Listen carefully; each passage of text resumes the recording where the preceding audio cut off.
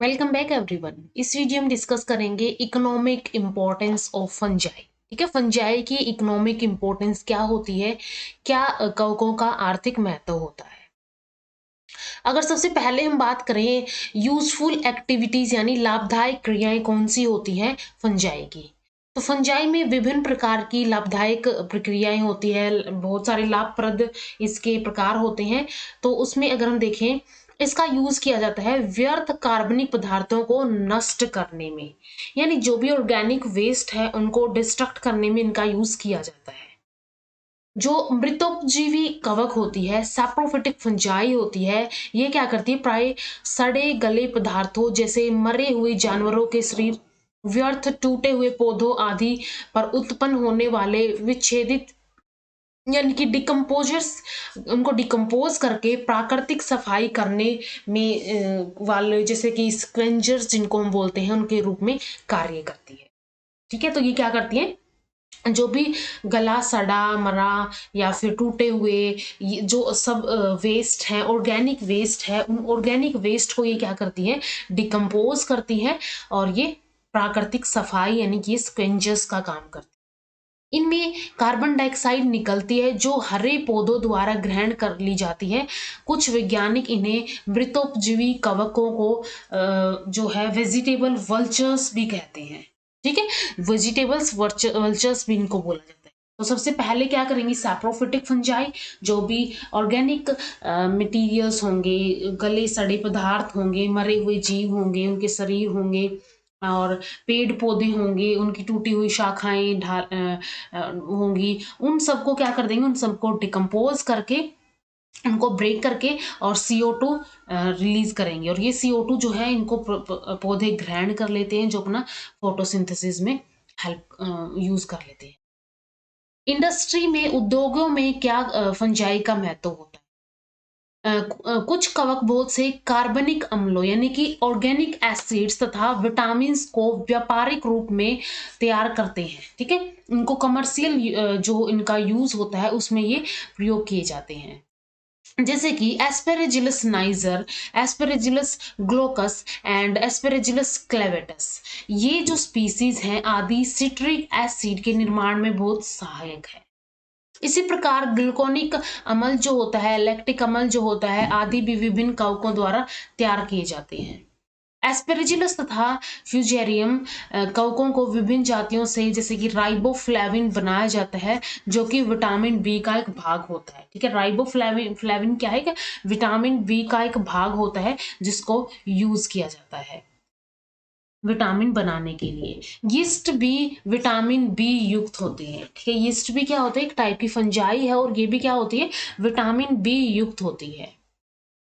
इसके बाद आधुनिक युग में फंजाई अल्कोहल निर्माण यानी कि जो अल्कोहल इंडस्ट्री होती है उसके अंदर प्रयोग की जाती है, जो कि इसमें शर्करा के घोल का यीस्ट द्वारा किण्वीकरण यानी कि फर्मेंटेशन किया जाता है, जिससे अल्कोहल और यहाँ पे इथाइल अल्कोहल बनता है। यीस्ट में वास्तव में विकर जाइमेज यानी कि जाइमेज एंजाइम होते हैं जो कि फर्मेंटेशन की क्रिया करते हैं। तो यहाँ पे शर्करा होगी, जाइमेज एंजाइम क्या करेंगे, इसको जाइमेज एंजाइम इसकी फर्मेंटेशन करके इसको ethyl alcohol plus carbon dioxide के अंदर कन्वर्ट कर देंगे। तो ये फर्मेंटेशन के अंदर ये अल्कोहल बन गया एक टाइप का। तो ये अल्कोहल के निर्माण में या फिर हम बोल सकते हैं अल्कोहल इंडस्ट्री में यूज की जाती है। यीस्ट का उपयोग वाइन बनाने और बियर बनाने में भी किया जाता है। कुछ चीज जैसे कि सैक्रोमाइसिस सेरेविसी का उपयोग डबल रोटी निर्माण यानी बेकिंग उद्योग में इसका प्रयोग किया जाता है। कुछ कवक जैसे कि पेनिसिलियम रोकेफोर्टी कुछ विशेष प्रकार के खाद्य पदार्थ यानी चीज बनाने के लिए उपयोग किए जाते हैं।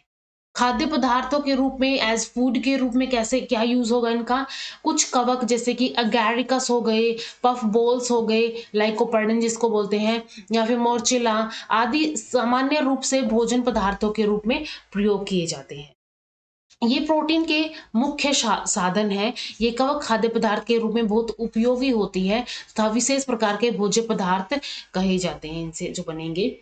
यीस्ट के उत्पादन में कार्बोहाइड्रेट, कार्बोनिक नाइट्रोजन लवणों यानी ऑर्गेनिक नाइट्रोजन साल्ट्स में परिवर्तित हो जाते हैं जो कि खाद्य पदार्थ होते हैं। ठीक है, इससे क्या होंगे, जो कार्बोहाइड्रेट, कार्बोनिक नाइट्रोजन लवणों के रूप में ये परिवर्तित हो जाते हैं और इनको एक खाद्य पदार्थ के रूप में प्रयोग किया जाता है।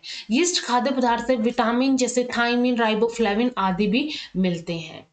अतः यीस्ट खाद्य पदार्थ मनुष्य जाति के लिए पूरक खाद्य पदार्थ है। ठीक है, क्योंकि इस यीस्ट से कार्बोहाइड्रेट, कार्बोनिक नाइट्रोजन लवण भी मिलते हैं, विटामिन भी मिलते हैं, और इसके अलावा थायमिन जैसे राइबोफ्लेविन, ये विटामिन मिलते हैं। तो एक तरह से ये क्या होती है, ये मनुष्य जाति के लिए पूरक खाद्य प्रयोग में उपयोग की जाती है।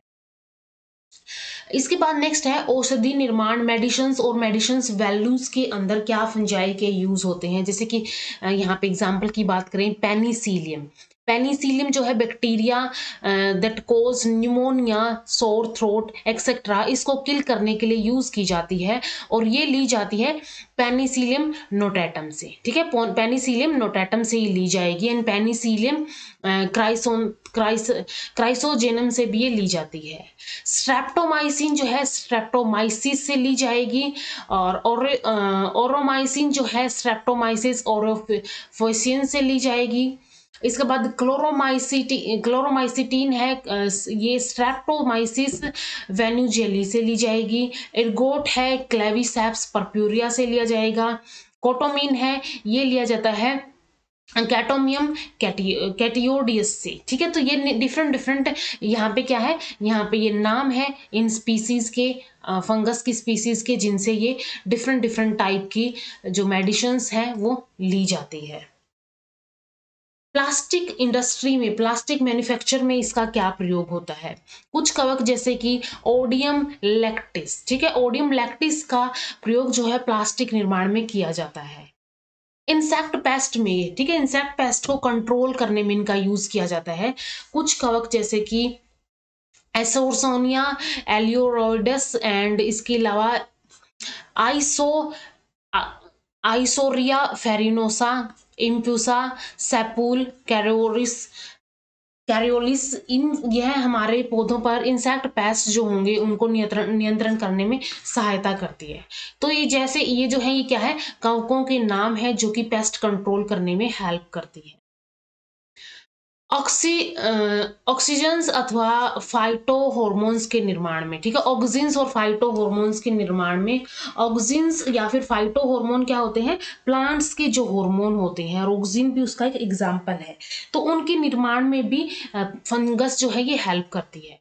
कुछ प्रमुख वृद्धि फाइटो हॉर्मोन्स जैसे कि जिब्रेलिन्स, प्राय कवक फंजाई, फ्यूजारियम मोनोलीफोर्मी एंड डर्मेटियम पुलुलेंस आदि द्वारा तैयार किए जाते हैं। ठीक है, तो ये क्या है, फाइटो हार्मोन है जिब्रेलिन, जो कि फ्यूजेरियम एंड डिमेंटियम से लिया जाता है, इनसे बनाई जाती है। हानिकारक क्रियाएं क्या होती है, इसकी हार्मफुल एक्टिविटीज क्या होंगी फंगस की। तो फंगस जो है मनुष्य, जंतुओं, पौधों आदि में बीमारी के लिए रिस्पॉन्सिबल होते हैं, ये उत्तरदायी होते हैं बहुत सारी बीमारियों के लिए। कवक जो है हमारे कपड़ों, कागज, जूट, चमड़ा, रबड़, पेंट्स, पेट्रोलियम, अनाज, रोटी आदि को नष्ट कर हमें बहुत हानि पहुंचाते हैं। तो ये क्या होगी, इसकी एक हार्मफुलनेस हो गई। कवकों में कुछ मुख्य हानिकारक प्रक्रियाएं निम्न प्रकार से हैं। जैसे कि यहाँ पे अगर हम बात करें, बहुत से कवक हमारे टिम्बर, वृक्षों, ट्री में वुड रोट बीमारी फैलाकर उन्हें हानि पहुंचाती है। तो इनसे जो ये इनकी वुड होगी वो भी खराब हो जाएगी। इसके अलावा यहाँ पे जैसे कि एग्जाम्पल के लिए एल्टनेरिया मेलिजिया, ये सेब के वृक्ष में रेड रूट नाम की बीमारी फैला देता है। कुछ कवक जैसे कि राइजोपस, म्यूकर, एस्पेरेजुलस आदि हमारे खाद्य पदार्थ को नष्ट कर देते हैं। इनमें क्या होते हैं, इनमें स्पोर्स या फिर बीजाणु जो है वायु द्वारा खुले मुरब्बों, अचारों, जेली, रोटी, फलों आदि में जाकर कवक जाल यानी माइसीलियम उत्पन्न करते हैं तथा इनको मनुष्य के खाने के लिए अनुपयुक्त बना देते हैं। ठीक है, कई बार हम ऐसे अचार, मुरब्बा या फिर जो फल हैं वो उनको ऐसे ही रख देते हैं, तो कई बार क्या होता है, ये हवा से इनके जो बीजाणु होते हैं वो उनमें एंटर कर जाते हैं और वहाँ पे ये ग्रो करके माइसीलियम बना लेते हैं और उस फूड को अनुपयुक्त बना देते हैं।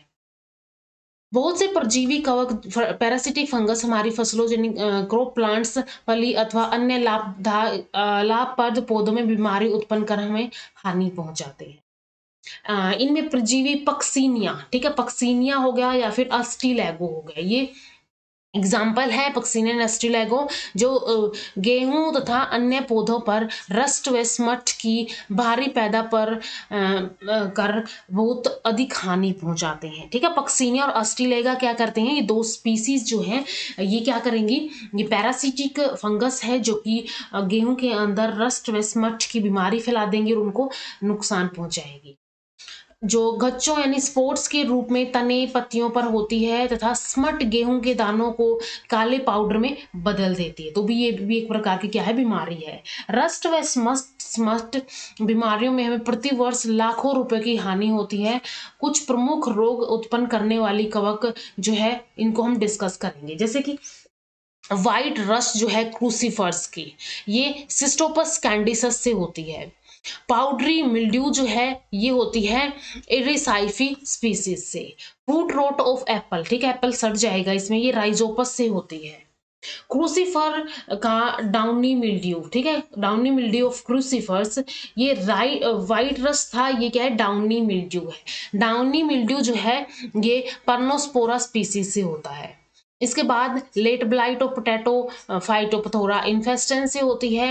एंड धनिया का stem gall, rose stem galls of coriandrum, ये प्रोटोमाइसिस्ट मैक्रोस्पोरस से होती है। Red rot of sugar cane, ये कोलियोट्राइटिकम फाल्केटम से होती है। तो ये अलग अलग टाइप की यहाँ पे ये क्या हो गई, ये फंगस हो गई और उनसे होने वाली ये इधर साइड क्या हो गई, इनकी डिजीज हो गई। कुछ परजीवी कवक जंतुओं में बीमारी फैलाती है, ठीक है, दूसरे एनिमल्स में बीमारी फैलाती है, जैसे कि सैप्रोलेग्निया मरी हुई मछलियों में पर पाई जाती है तथा मछलियों से में भयंकर बीमारी उत्पन्न कर देती है। कुछ कवक मनुष्य में बीमारी उत्पन्न करते हैं। एस्पेरिजिलस की कुछ प्रजातियां जैसे कि एस्पेरिस नाइजर, एस्पेरिजिलस फ्लेविस मनुष्य के फेफड़ों में एक सामान्य रोग एस्पेरिजिलोसिस फैला देती है। ठीक है, एस्पेरिजिलोसिस ये क्या करती है, फैला देती है। कुछ कवक गले, कान आदि में भी रोग उत्पन्न कर देती है। कुछ कवक त्वचा में दाद का रोग उत्पन्न करते हैं। तो ये हो गई यहाँ पे कुछ इसकी हार्मफुलनेस। तो यहाँ तक हमने फंजाई की इम्पोर्टेंस, इकोनॉमिक इम्पोर्टेंस में हार्मफुलनेस एंड यूजफुलनेस डिस्कस कर ली है। मिलते हैं नेक्स्ट वीडियो के अंदर। एंड अगर वीडियो हेल्पफुल लगी हो तो लाइक कीजिए, शेयर कीजिए अपने फ्रेंड्स के साथ एंड चैनल को सब्सक्राइब कर लीजिए। Thank you so much.